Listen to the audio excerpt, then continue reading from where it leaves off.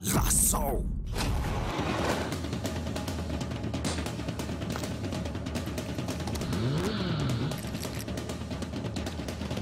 XXL. Manolotra anao ny Vaovao. Mampatanjaka vokarin'ny orinasa Star.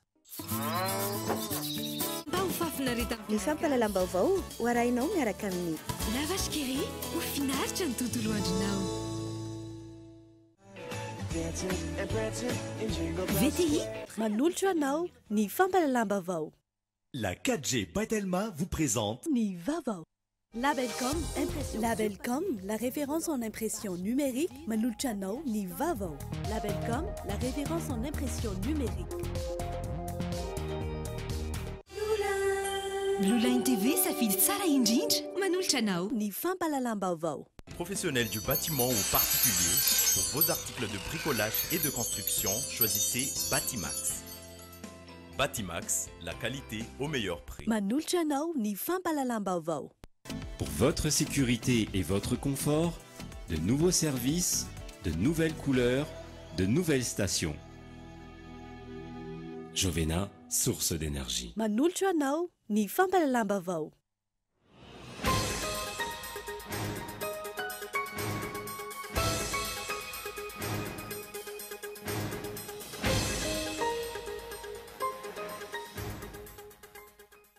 Tao anatin'ny fifaliana tanteraka nandraisan'ny mpomban'ny kandida larina fatelom-bivola ny vokatra izay navoaka ny seny omaly. Na izany aza miandry ny vokatra ny HCC ampitonina ny rehetra raha nambaran'izy ireo. Tsy nahazo alalana avy amin'ny préfecture n'Antananarivo renivohitra ny fitaomana olona anoherana ny voka-pifidianana izay kasain'ny kandida Marc Ravalomanana sy ny mpombazy atao rampitso etsy Analakely. Tsy tonga ra-potoana ny taratasy fangatana raha ny fanazavana. Tsy azo ekeny antsony hoy ireo mpiasan'ny jirama mivondrona ao amin'ny SEM amin'ny atrehana ireo olana maro isan-karazany iainan'ity orinasa-mpanjakana ity izay ny vahoaka hatrany no mizaka ny vokany. Antony fanambarana izay natao omaly ho foranairana ny tompon'andraikitra. Amin'izao akatiky ny fetin'ny faran'ny taona sy ny tambavao izao mitobaka eny an-tsena ireo akanjo fitafy, kiraro sy ny kojakoja maro samihafa hoentin'ny olona mianjaika hiatrehana izay fety izay. Eo amin'ny maresaka iraisam-pirenena toy ny fandorana ny masivoan'ny vondrona Eoropeana ao Congo sy ny fanemorana ny fifidianana izay tokony tanterahana ny 3 Desambra ho avy izao miantso amin'ny fitokonana faobe ampahan'ireo mpanohitra any Congo. Ny andindreo arahanao afaka fotoana fohy.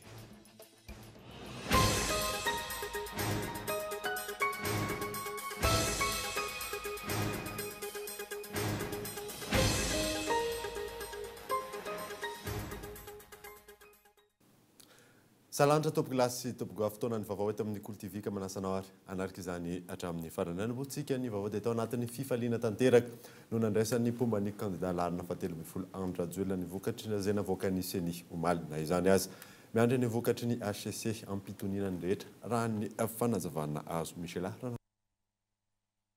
Ampandroso any Madagasikara tsy miova ny ambety teny ny kandida larina fatelobifolo Andra Joela taoriny ny vokatra navoaka ny seny omaly. Tsy misy olona mahavita teny rehetra izay teneko foana sy mibabary hoe ampioa mba ahafahana manampy anao ampioa mba ahafahana manafika ny Madagasikara. Toy izao fotoana efa nanampy anareo anjarako mijoro ampandroso any Madagasikara. Amin'ny 5 Janoary izao raha tsy misy ny fiovana no hivoaka ny vokatra ofisialy avy amin'ny HCC miandry ampitoniana ny vokatra raha ny fanazavana. 525,000 voix mamasina roapolo filo.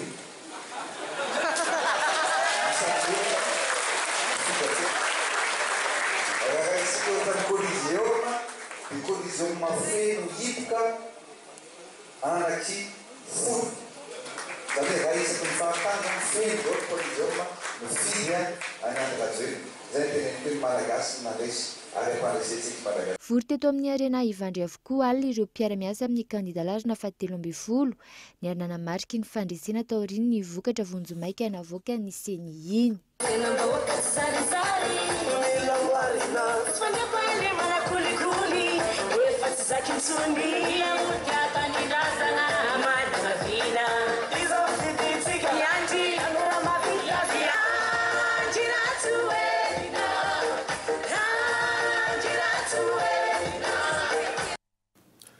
Fotoana hipanjenana ny Vaovao anatin'ny filaminana sy fandriam-pahalemana izao fa tsy fotoana ny korotana ho ny mpanao politika sy solomamboaka izay nanaovana fanadadiana tokony ho modely ireo kandida na amin'ny fitondran-tena izany na amin'ny fananjana ny lalàna noho ny nasaina.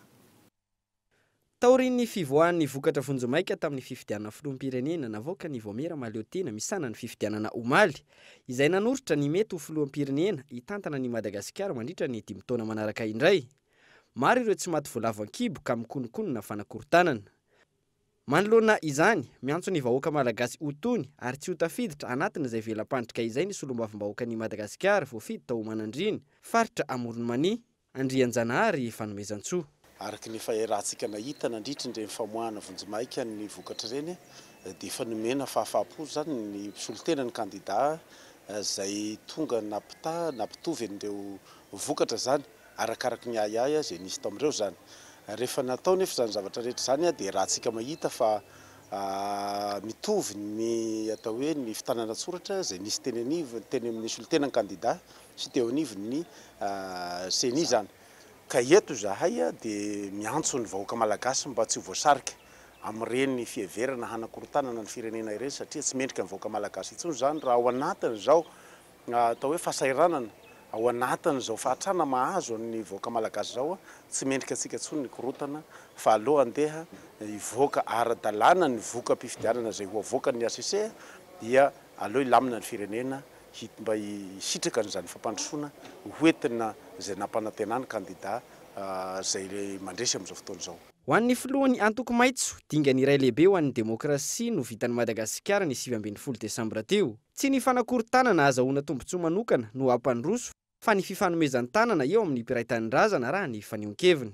Amin'ny lesona be da be Madagasikara amin'ny demokrasia raha miresaka ny Afrika itsika satria nizotra somatsara tsy nisy olana ny fifidianana ary mazava ny varim-pifidianana be da be ny elanelanisa misy eo amin'ny nandresy ny resy ka izay zany dia miaraba ihany koa ny malagasy nataty ny demokrasia efa hita zany zao fa matotra ny vahoaka malagasy ary mila fitoniana amin'izay tsy mila korotana raha toka mihevitra fa mbola manana zavatra hoentina anarenana amin'ny firenena izy dia mbola misy ny élection législative zany hoe amin'ny antenimierim-pirenena izay ahafahany mitondra ny heviny. Raha ny fanazavany hatrany tany-tandalàna i Madagasikara ary mazava ny voarakitry ny lalàna. Raha misy tsy fankasitrahana na tsy fahatomombanana hita tamin'ny voka-pifidianana vonjomaika navoaka ny seny omaly, azony rehetra ataony mitoriny amin'ny fitsarana avy momba ny lalam-pandrenana. Napetraky ny malagasy ho ray aman-dreny ireo kandida roa ny fanandrina tamin'ny fifidianana filoham-pirenena ny 7 Desambra teo ka tokony ahay-anaja izay toeram-boninahitra nametrahany vahoaka azy izay. Namoaka fanambarana miantso ny vahoaka rehetra iandro ampitoniana sy ampilaminana ny voka-pifidianana ofisialy izay avoaka ny ACC ny tanora isika rehetra miaraka amin'ny filoha Andrajoelina. Manameloka ny fiantsina sy fanakorontanana eto amin'ny tany sy ny firenena ihany koa izy ireo. Fanampanazavana. Araka ny voka-pifidianana vonjomaika izay navoaka ny seni ny tanora jeune task force isika rehetra miaraka amin'ny président Andrajoelina sy ny facebookers rehetra manerana ny Madagasikara sy any ivelany dia manentana ny rehetra mba samy iandry ampitoniana sy ampilaminana ny vokatra farany ofisialy izay avoaka ny ACC. Misaotra ny seni zahay fa navita ny adidiny sy ny andraikitra napetraka ny lalàna taminy izy ireo ary hitanay fa nanatotosa izany andraikitra mavesatra izany tamin'ny fitiavana sy ny enta mavesatra tokoa izy ireo. Izahay dia tanora, filohanay koa tanora ary iaro ny firenena tsy ho amin'ny korontana intsony. Noho izany dia manameloka ny fiantsiana rehetrarehetra izay na aviaiza sy ny fanakorontanana izay tian'ny olona sasany atao eto amin'ny firenena. Hitsangana izay hiaro ny tanindrazana iombonana mba tsy hisy ny krizy vaovao indray masina ny tanindrazana.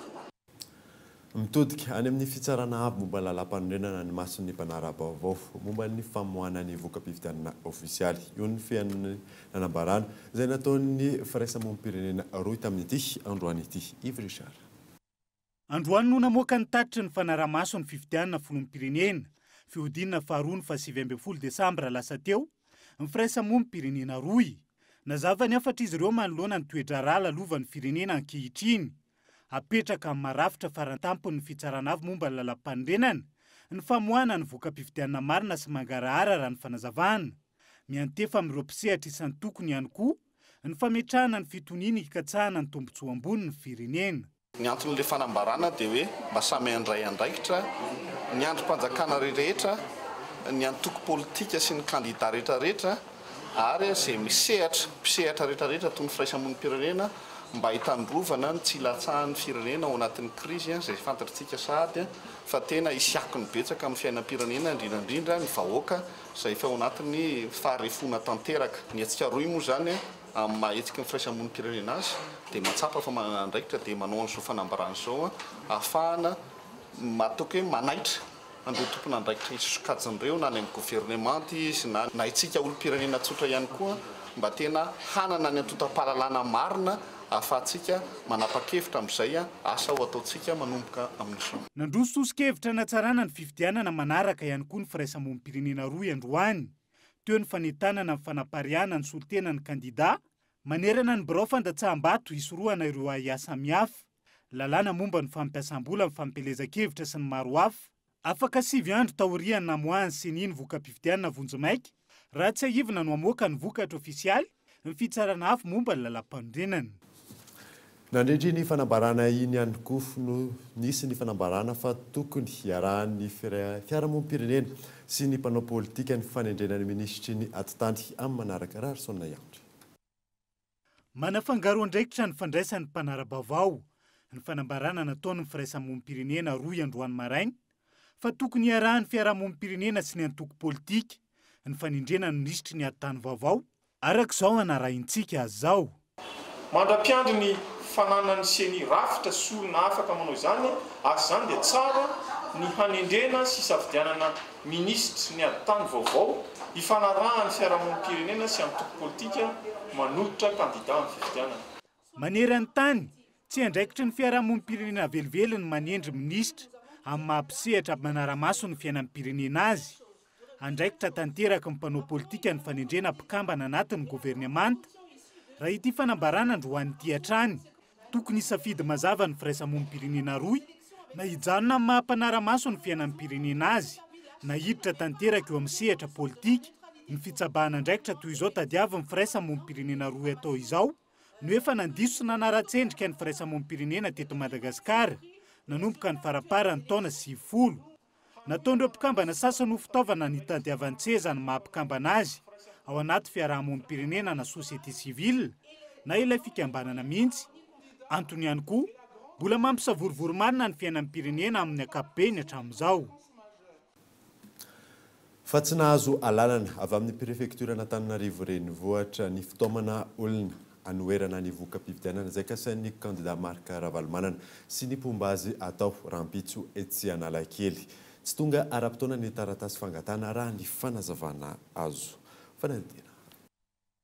Taorian'ny fiona amin'ny prefektura n'Antananarivo sy ny teo anivony OMC na ny organisation mixte de conception nosakana amin'ny prefektura n'Antananarivo renivohitra androany ny fitaoman'olona kasain'ny kandida Marka Ravalomanana tao eny amin'ny kianjan'ny 13 mera Rampitso. Antony tsy tonga ara-potoana ny taratasy fangatahana anao fihetsiketsehana io maraina io vao tonga teny an-toerana ny taratasy raha ny fampitambavao atahorana ihany koa ny isian'ny fifandonana sy ny fifanoherana samihafa aterak'izay fihetsiketsehan'izay raha ny fanazavana. Mety misy fiatraikany amin'ny ordre public ny fanaovana ny parvis zany Rampitso satria araka ny renseignement eny zany dia mamorona koa zany miaro ny safidiny quelque part dia mety ho avy koa dia fanakorotaka Analakely zany Rampitso. Izay moa zany fanapa-kevitra hoe tsy omena lalana zareo. Io zany efa misy voie de recours légal ny zavabe ny voalazan'ny loi organique 2000 2018 relative à l'élection présidentielle manana 2 jours francs zareo nanaovana recours devant ny ACC zany raha ohatra ka misy zavatra tsy mety anatin'ny fifidianana tsapan'zareo zany fa tsy mety zay aloha zany ny voie de retour légal fa tsy fitarihan'olona andalabe. Isan'ny nandraisana ny fanapahan-kevitra ihany koa ny andrasana ny voka-pifidianana ofisialy avy amin'ny fitsarana avo momba ny lalam-pandrenana anatin'ny fitoniana raha ny fanazavana ny prefektora n'Antananarivo nampatsiahiviny hatrany fa mbola afaka mametraka ny fitarainana momba ireo tsy fahatombanana ananany pirofo eny anivon'ny fitsarana avo momba ny lalam-pandrenana ny kandida Marka Ravalomanana tanjon'ny prefektora n'Antananarivo renivohitra amin'ny tsy nanomezana lalana ny famorim-bahoaka etsy Analakely Rapitso dia nisy roana ny korontana vokatry ny mety isian'ny fifampiantsiana manoloana zao akatiky ny fetin'ny faran'ny taona sy ny taom-baovao izao. Lafim-baovao hafa kosa indray dia tsy azo ekena intsony hoy ny mpiasan'ny jirama mivondrona amin'ny Decembre ny atrehan'ireo olana maro isan-karazany iainany ity orinasa-panjakana ity izay vahoaka hatrany no mizaka mivoaka n'izany antony fanambarana izay natao omaly raha ny fanadinana natao ho fanairana ny tompona ndraikitra mampiona rakotorso. Misedra olana maro ireo mpiasan'ny orinasa jirama raha ny fanazavana azo. Olana izay manohintohina ny zoarakasa akoatra ireo olan'ny orinasa hatramin'izay amin'ny fivarotana fatiantoka izay miatraika amin'ny mpanjifa ihany koa. Fandroana indrindra misy atao hoe tsaratsara ny filazana anazy misy nefa ny sehatra zany ny divana zany ary ny akabiazany moa anisan'ny aro ny syndicasem misy ny taratasy napetraka teny amin'ny inspection de travail misy ary tonga hatrany amin'ny tribonaly izay ananana finoana nefa zany ny fiverenan'ny sasany fa izay ny tiana itsindriana zany misy rafitra zany ny sazy rehefa misy ny adosony misy ny atao hoe faute légère, faute lourde, faute grave dia ireo rafitra telo ireo zany ny hitanay hoe tsy voahaja. Manoloana ireo voalaza ireo no antony fanambarana izay nataony SEM omaly. Fanambarana fanairana ny tompona ndraikitra vaovao izay hitantana ny firenena ho avy eo mba hanao lara-pahamehana ny famahana ireo olana izay mety ampitotongana na ihany koa hahaveriny zony malagasy amin'ny fitantanana ny orinasa jirama. Mijoro hatrany amin'ny foto-kevitra ijoroany dia ny fiarovana ny mpiara-miasa sy ny orinasa koa manaitra ny mpitantana ho an'ireo mpiasa tery miasa andro tsy fiasana mba tsy ho asiana sakana fandoavana ny ora ambony ampanga ary tsy ho ferana fa avela malalaka. Tokony isy ihany koa ny fandaminana fa tsy tokony isy fanerena raha misy tsy fahafahana miasa amin'ny andro tsy fiasana.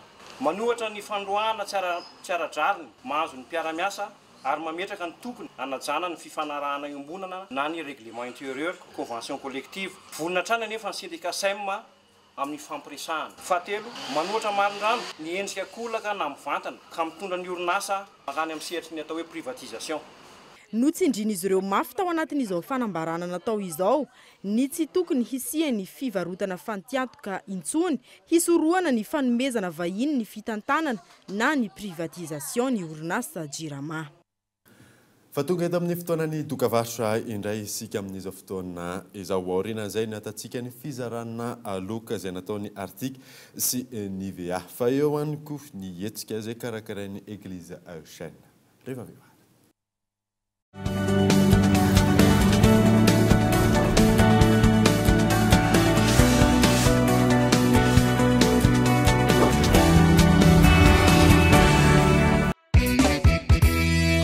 India 146 ans en collaboration avec CCI 20 vous présente le plus grand réveillon de l'année 2019. Au CCI 20, le lundi 31 décembre 2018 à partir de 20h. Animé par Jerry Marcos, l'orchestre Zinj Musique, des artistes surprises, grand buffet gastronomique à volonté, gâteau de nouvel an et champagne offert à minuit. Line 033 80 116 87. Isarentsika tsena ahitana ny entana rehetra ilaina amin'izao fety izao e Shopliantso izy ireny tsena tena azo antoka fa mahafa-po indrindra ny fandraisany Shopliantso izy ireny tsena fantatra fa ahitana vidy mora noho ny an'ny hafa e Shopliantso izy ireny tsena tena malagasy ka mampisongadina ny tena vita malagasy efa hoe Shopliantso aleo zany any amin'ny Shopliantso foana no metsena Shopliantso fiainana mora kokoa Shopliantso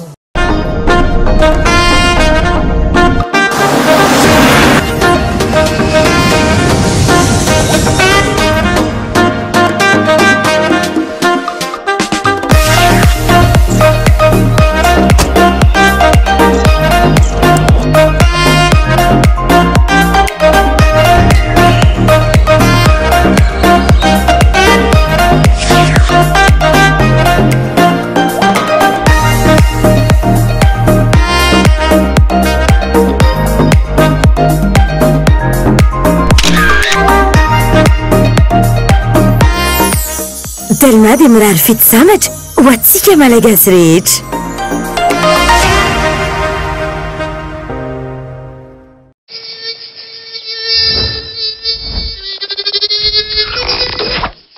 Même les moustiques les plus coriaces ne résistent pas à Catch. Grâce à son mode max, il est 2 fois plus efficace, même fenêtre ouverte. Légèrement parfumé pour plus de protection et de douceur. Catch.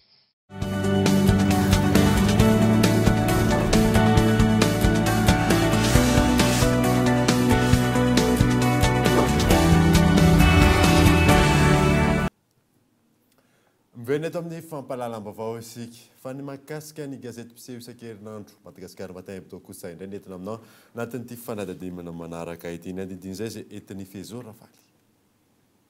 Nivoaka androany 20 ny volana Decembre 2024 ny larana faharaiky amin'ny fitopolo amin'ny gazety mpiseho isan-kerinandro Madagasikara Matin Hebdo. Nisongadina amin'ny lohateny lehibe ny mikasika ny fandresen'ny kandida Ande Rajoelina amin'ny fifidianana filoham-pirenena fiodinana faharoa ao amin'ny pejy faha-efatra. Ao amin'ny pejy faha-dimy ihany koa nitondran'ny gazety ny lalana tokony voan'ny kandida Ravalomanana izay ambarany fa tokony hiaiky ny fahareseny sy tokony andeha hisotro ronono eo amin'ny sehatry ny politika. Tontolo ny fanatanjahantena kosa tsy ho isan'ny CIEPSS intsony Madagasikara ny taona 2024 na ny filan-kevitra iraisam-pirenena momba ny fanabeazana ara-panatanjahantena ao amin'ny pejy faha-13. Ao amin'ny pejy faha-10 kosa no anarahanao ny andinindininy jerin-todika 2024 na ny fitim-baovao rehetra nisongadina teto amin'ny firenena vokarin'ny sampana fampahalalam-baovao eto amin'ny Kolo TV. Ity jerin-todika ity izay arahanao rampitso eto amin'ny fahitalavitra. Fa tsy ao anatin'ny orana ny tsenan'ny eto afovoantany ny taona vaovao ny any amin'ny faritra Atsinanana no azo orana raha ny fanazavana azo teny amin'ny sampana mpamatatra ny toetry ny andro fezora faly. Ho amin'ity taona 2024 ity ho maina ny andro eto afovoantany ny alina 1 Desambra sy ny andro ny 2 Janoary 2024. Ny faritra Atsinanana no mety azo orana saingy orana malefaka. Raha amin'ny farany herinandro zany dia azo herikely ny tsioka Atsimotsinanana eto Madagasikara. Dia raha azo hery zany tsioka Atsimotsinanana amin'ny farany herinandro dia vinavina amin'ny 31 Desambra dia isy orana tsy tapitapy zany amin'ny faritra Tamatavy iny, amin'ny Analanjorofo, Sava iny, Diana dia amin'ny faritra Sambrano ny eto Antananarivo eto Analamanga resana dia ny 31 maraina vinavanana mety isy herika kely dia somary mandrivodrivotra kely ny andro fa sava miandalana zany izy dia ny premier moa tsika tsisy herika zany fa mety mandrondrona kely fotsiny. Etsekilany dia efa tafiakatra amin'ny 1 degré Celsius ny maripana ambony indrindra amin'izao eto afovoantany. Tsy tsahatra hiakatra izany raha ny fanazavana. Taona ny hafanana mihitsy zao dia raha ny atotanisyantsika ato moa zany dia tafakatra eo amin'ny 30-31 ny maripana ambony dia ny maripana ambany amin'ny 17-18 eo amin'izao. Le total nagé? Normal ihany ny valeur normal fotoana izao. Ny fanazavana trano dia ao anatin'ny atom-pahavaratra trano eto Madagasikara any amin'ny voalondohan'ny taona any vao hiverina ny oram-pahavaratra. Lafim-baovao hafa kosa indray dia tsy nampozana ho an'ireo mpanjifa ny vokatra artika sy ny VA ny fahazahoana loka goavana nomena azy ireo tanatin'ilay tombola lehibe. androany maraina teo no nalorana ireo loka teny amin'ny foibe netera akorondrandro mampiona rakotoary zao teo dans les poules tany amin'ny sopliantsika tamena efa fampiasa ny le afona misaotra betsaka anao azany dia aza miala dimy mianadamianaka no nisitraka ireo loka avy tamin'ny Arctique sy ny VA taorian'ny fisariana izay natao tamin'ny 1 Decembre lasa teo. Loka izay tsy nampoizina ho an'ireo tsara vintana. Isan'izany ity renim-pianakaviana iray izay voasarika teo amin'ny laharana voalohany ho an'ny tombola Arctique na azo milina fanasan-damba iray. Sasany métier natao amin'ny shoprite tao amin'ny city dia mijery savony fanasana lamba ampiasaina machine dia misy hotessinareo nanentana na hividy vovon-tsavony Arctique dia somary salasala kely ka voalohany satria mbola tsy fividy ny produit io satria samy mahita an'ilay produit zany dia farany tabakevitra ihany vidy le savony dia tamin'izay fividianana zany misy lantony nazahoako an'ilay premier lot satria misy tombola zany po tsara be le produit sady le fofony koa malefaka tsara tena mety mihitsy.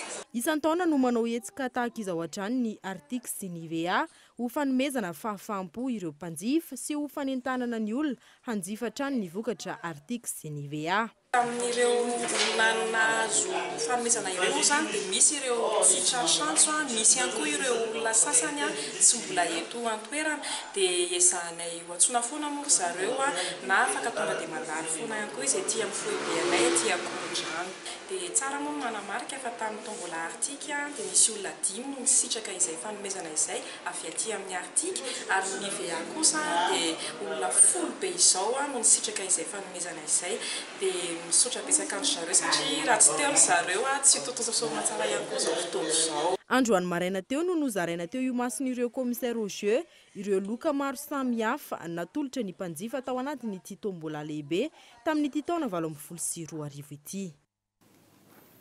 Fa amin'izao ankatoko ny fetin'ny faran'ny taona sy ny taom-baovao izao mitobaka eny an-tsena eny ireo karazana fitafiana, kiraro sy ny kojakoja maro samihafa izay hoentin'ny olona mianjaika hiatrehana izay fety izay fanadina.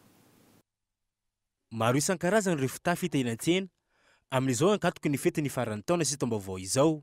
Araka ny fanadihadiana natao teny anivon'ny toeram-pivarotana maro samihafa raha ho an'ny vehivavy manokana, ny combinaison, ny pataloha, ny robe de soirée no be mpanjifa indrindra ary ny loko grena sy ny mena no maro mpitady amin'izao fotoana ankatoko ny fety izao. Tendance amin'ity taona ity dia ny combi dia couleur tena malaza grena dia vidiny 350 eo daholo.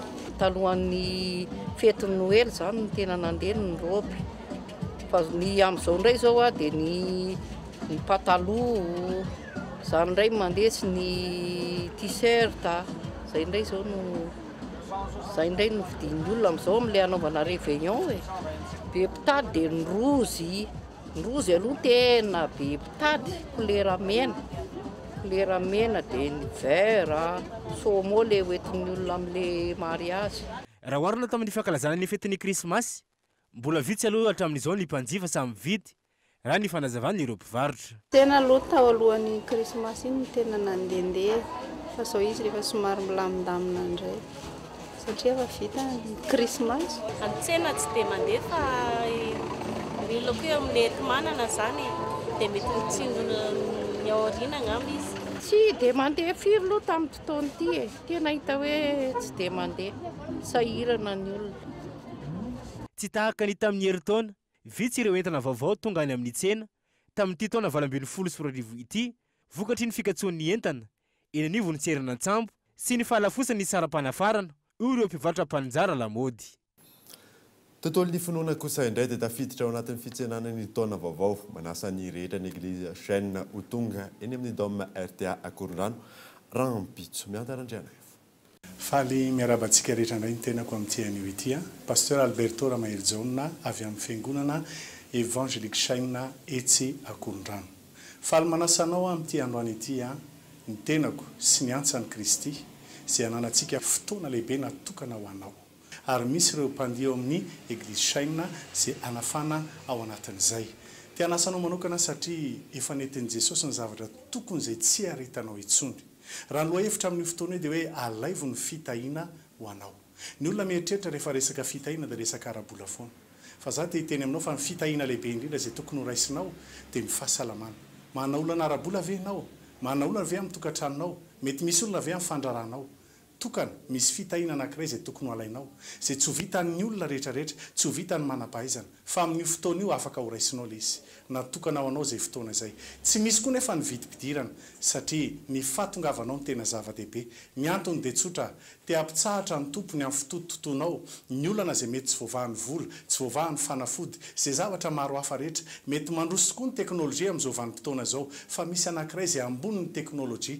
dia le tompo le Jehovah Andriamanitra le nahary ny lanitra sy ny tany eo naminy ianao amin'ny fotoana io ary izay no mahatonga ana miteny aminao hoe alaivo ny fitahiana ho anao ny toerana dia misokatra manomboka amin'ny 12 oratoandro afaka tonga meloa ianao tadio tsara fa fotoana tsy miverina indroa io fa andro anankiray izay ahafahanao mandray ny fitahiana tokony anao fotoana izao aza vela isy antony hafa tsy hahatongavanao ny tonga ianao dia andray le fitahiana anao tsy tonga moa ianao mety votsitra amin'le fitahiana izay mety afaka hanovan'ny fiainanao amin'io fotoana io ihany amin'ny 29 décembre etsy korondrano amin'ny dôme herty ihany fotoanantsika izay tena afana dia afana tokoa ny fiasan'ny herin'Andriamanitra satria za resy rahatra ary mahatonga anay miteny hoe tsy mitory tsy misy profo izay satria ny profo dia ho hitanao amin'ny fotoana io fa afaka hiasa manokana eo amin'ny fiainanao Andriamanitra iova avetrany tsy afaka antsiova ny fiainanao miaraka amin'ny tompontsika amin'ny fotoana io ny fahatongavanao no andraisanao ny anjara fitahianao tomboa amin'ny fahasoavana tombontsoa sy fitahiana amin'ny lafiny maro no ho azony manatrika io fotoana io araka ny fanazavana hatrany betsaka amin'izao vanim-potoana izao ny olona nefa mety manana ny maizy azy izy fa mety ny fahasalamana ny mety tsy hananany misy olona mety efa niaina ao anatin'ny fahasahiranana diso ela loatra ka tsy hainy intsony hoe ahoana ny tokony hanaovana ny fiainana fa io ny fotoana mety ho anao ahafahanao mandray le fitahiana sahaza ny fiainanao ka tonga anao afaka hiaina araka ny tokony ho izy ohatran'ny olona rehetra ny tenako moa zany sy ny antsan'i Kristy zany no hiaraka aminao amin'ny fotoana io tsy misy ny vidim-pidirana amin'ny fotoana io niza marary tonga ao ny tompo anasitra anazy mety manana olana arabola ianao ny tompo koa amany vaolana anome ny vaolana ho anao amin'ny fotoana io ihany koa amin'ny ora sasany ny fanombohan'ny fotoana tsy misy ny vidim-pidirana tomboa amin'ny fahasoavana tompoko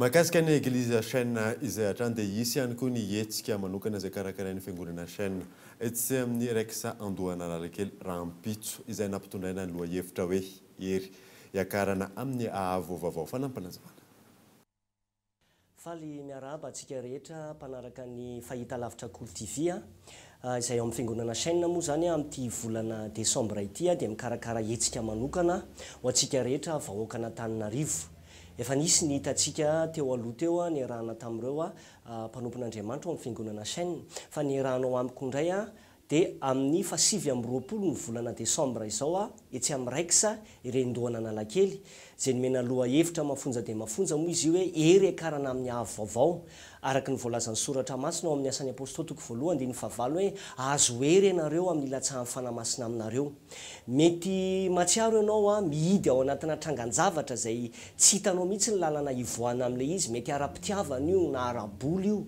mety ara-pahasalamana koa io fa ery no ilainao ivoahanao ao ery no ilainao ahafahanao mihoatra n'io zavatra manidy anao io ary izay indrindra no anasana ianao mba ho tonga anatrika an'ity etsika manokana izay nataonay ity satria tena fotoana amangin'Andriamanitra manokana anao zao araka ny voalazan'ny soratra masina hoe fa tsaratsara kokoa izy ny fiafaran'ny zavatra anankiray no fiandohany afaka ho tsara ny fiafaran'ity taonanao aty satria amanga manokana anao Andriamanitra ko manasanao zay amin'ny roa sasany izy io amin'ny sabotsy fa 7 ny volana Decembre zao etsy amin'ny raikisa andohana Analakely tongava maro tsy misy vidim-pidirana tsy mitory tsy misy profo izahay dia iny maresaka iraisam-pirenena manakatona ny vaovao amin'ity joma farany amin'ity teo taona 24 ity ankasitrany ianao nanaraka izany soafa tsara atao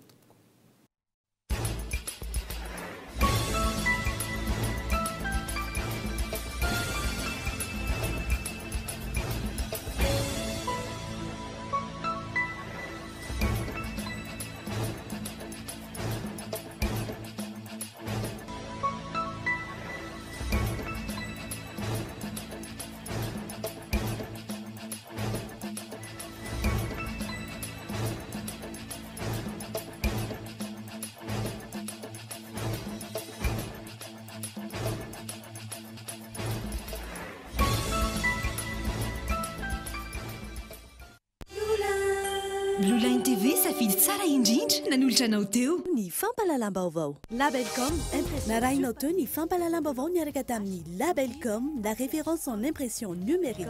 La référence en impression numérique.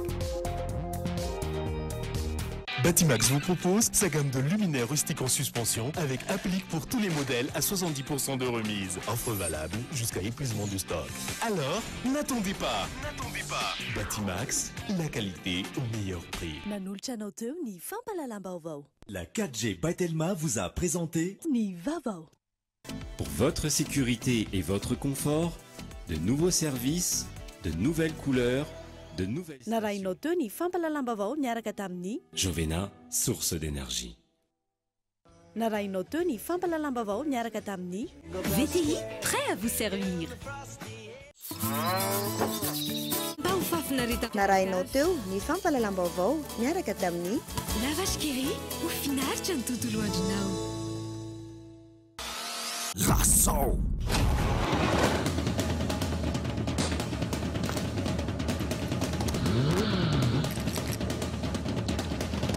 XXL. Nanolotra ho anao teo ny Vaovao. Mampatanjaka vokarin'ny orinasa Star.